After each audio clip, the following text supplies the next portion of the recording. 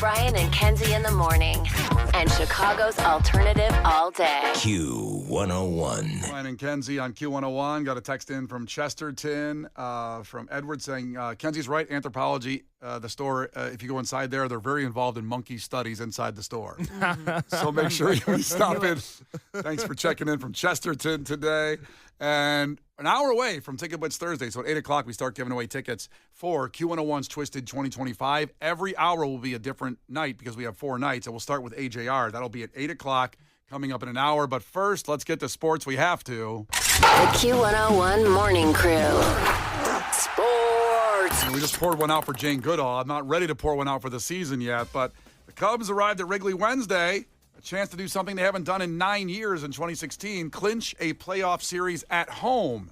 Instead, it's a do-or-die game. Win or go home today, 2:08 first pitch at the friendly confines as they fell to the Padres 3-0 in the 3-game set. So it's one apiece. This is it, do or die. And a huge game today at Wrigley Field. Interesting with Shota Imanaga, maybe putting him on the hill, but they didn't. They went with Andrew Kittredge. But then, once San Diego's order got done, they turned to left-hander Shota Imanaga when they got done with those lefty hitters were due up. Mm-hmm. So this is the problem in the game. You had a situation where you could go to the bullpen or do whatever, but at faith, Shota was pitching pretty decent. Craig Counsell said, now knowing the result, well, obviously it's easy to second-guess what he did, like trying to walk Manny Machado. But they didn't, and boy, Shota didn't get him. It did not work out for yesterday's game. And here is that bomb of a home run from Manny Machado over the Padres. And Machado cranks the first pitch to deep left field. Ian Happ will watch it go. Manny Machado destroys the first pitch splitter. The Cubs do not turn to the bullpen, and Machado hits it over the bullpen. 3-0 San Diego. A final insult. That ball was still going up when it hit the outfield. that thing would have went probably to Uptown if it kept going, that ball. It almost hit the window in my apartment in Uptown, yeah. Case is sitting there watching the game. Think, what was that? That was Manny Machado's home run ball. It was I don't think it would go dig. This would be Case's luck. It would go crashing through, knock into his bowl of ramen. Yeah. Glass all over his bed couch. It sucks. Sad trombone. Wah, wah. So a rough day in that situation and just couldn't get the offense going at all. 2 things to note here. I believe you said the game was at 2 today. The game is at 4 today. Oh, my bad. First pitch, 4 o'clock. My just bad. to clarify, Thank we're going to be you. locked in here at 4 o'clock. Can I give Cubs fans some good news? I say this is the White Sox fan in the room, but can I offer you guys some good news?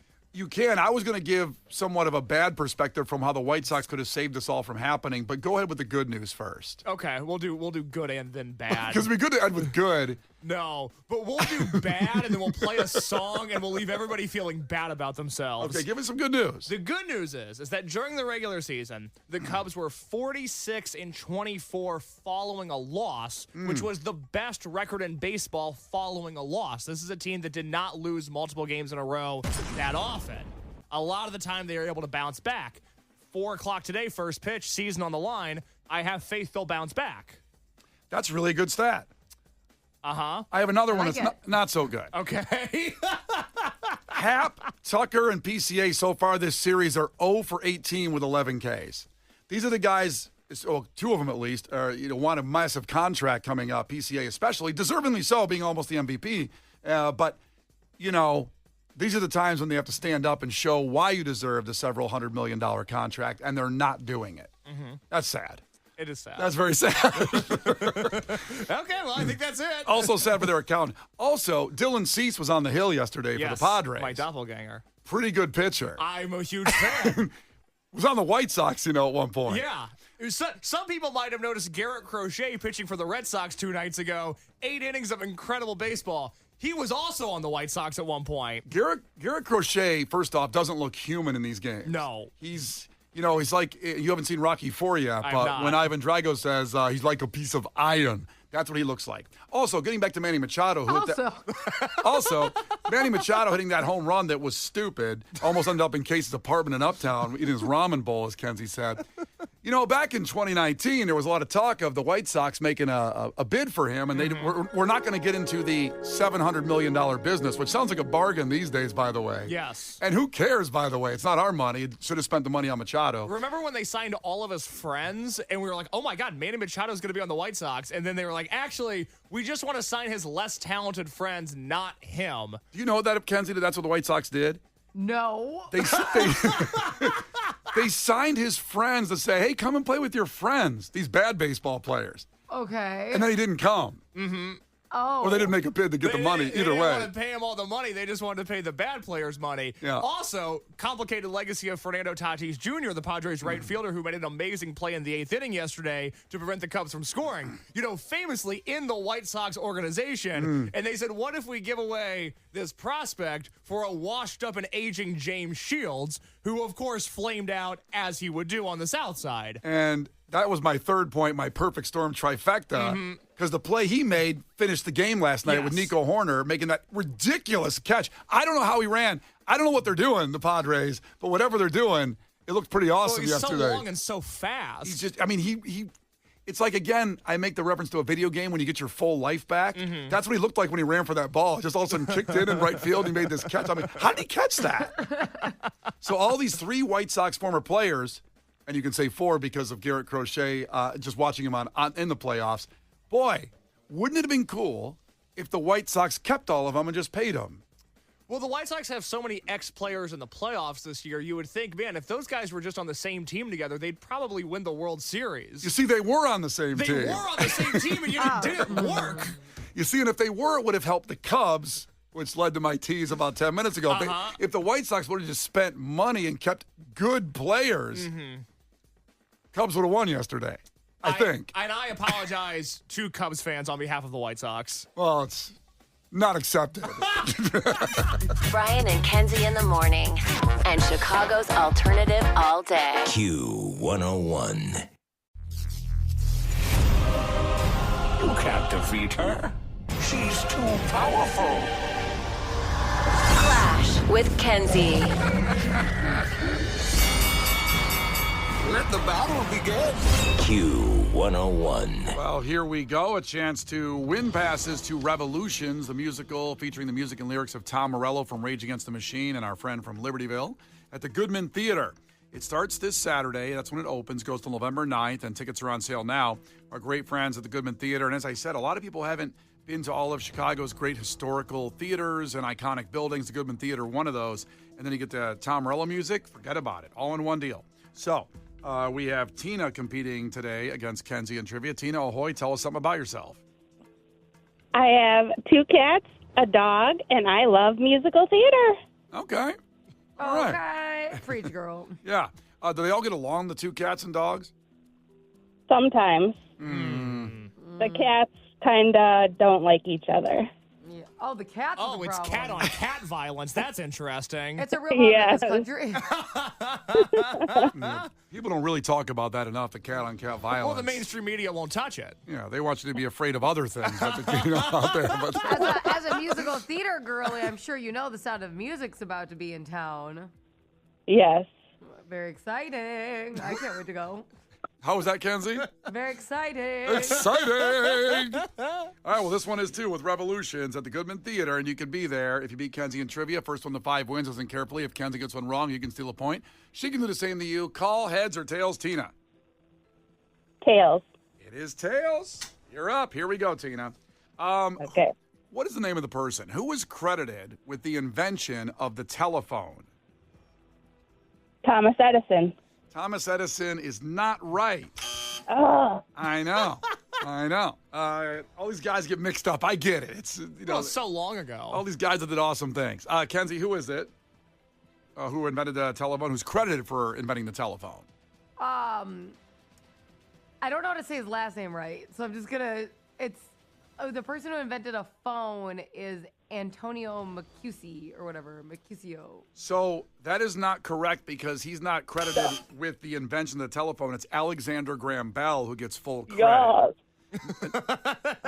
Thank you, Tina. Now, I know there's a complicated legacy in some of these things. Like, for example, radio was Marconi, but then Nikola Tesla people say he invented radio. There's a lot of arguments in these things. So I've heard that person's name you mentioned, Kenzie, about the phone. I but- never know how to say his last name. Masusi. Something like that. But I know Yeah. Alexander Graham Bell had the first patent, so he's the one that gets credit for it. He got all the money then. He got all the money, all the fame, all the glory. Can you imagine being Well, the you know, the phone person guy? who always gets all the money is the one who honestly did it, for sure. Yep. History has proven that. If so I had a it's good. chance to steal and get a patent going, I would have done it too. Oh, my God. I'd rob people blind. Yeah. Yep. What an honor it would be. Just looking for my opportunity.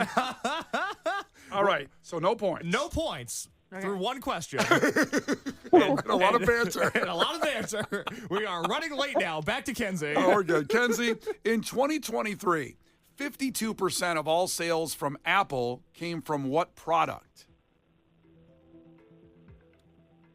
Well, I mean, I would have to think the iPhone. You would be right if you said the Okay. iPhone. Guys. It also begs the question: 48%. What was it? Laptops? There's no more iPods. Well, I don't think it was just one thing. I don't think they only sold two products. So it's probably laptop, AirPods. AirPods are probably a chargers big and- deal. Chargers and accessories. Chargers was probably the other 48%. They used to give you a charger with the phone. They don't do that anymore. What the F? Okay, I don't want to get off on a whole thing, but we're forgetting the iPad in this. People still buy iPads. Yeah, my mom is great at the iPad. She loves it. And she loves Bonefish Grill, too. 1-0 back to Tina. She does. There's no bonefish question coming. Tina. Give me an easy one like that. Yeah. Well, Tina, what type of surface is curling played on? Ice. Ice My is favorite sport. Wow. Is it really? Wow. Yes, it is. I'm not sure if that's a red flag or not. I know. I think it's a green flag. I think Tina's a fun girl. That's awesome. I'm not quite sure, but you got the question right. 1-1 is back to Kenzie. Kenzie, what solid color belt represents the highest level of honor and skill level in karate? Black. Black is right. The black belt. Tapa. And back to Tina. Ringo Starr played what instrument in the Beatles? Ringo Starr played what instrument in the Beatles? The guitar. He did not play the guitar. Oh. Kenzie, what did Ringo play? I don't know why you guys are laughing at her. What- Solid guess. well, there's a couple instruments you can guess. I thought Ringo's was obvious, but Well, anyway. drums, but See, thank you. Listen, I'm not laughing at you, Tina. I was laughing at the answer, which is what we do here. And also, to be clear, I was laughing at her reaction to getting the answer wrong, which was really funny. It Well, I'm not that old, so That's okay. Enjoy your youth. Yes, exactly. 3-1, and it's back to Kenzie. Kenzie, Keith Richards plays what instrument for the Rolling Stones? Keith Richards. I mean, I'll guess guitar. Guitar is right. Okay. I thought these were the layup questions. I thought Alexander Graham Bell was a layup too, and we've learned that's not the case. So Kenzie's got 4. And Tina's got 1. It's back to Tina. So Tina, you really need this one. Okay. What popular children's book did Forrest Gump keep in his briefcase? Interesting question. So remember Forrest Gump had that briefcase?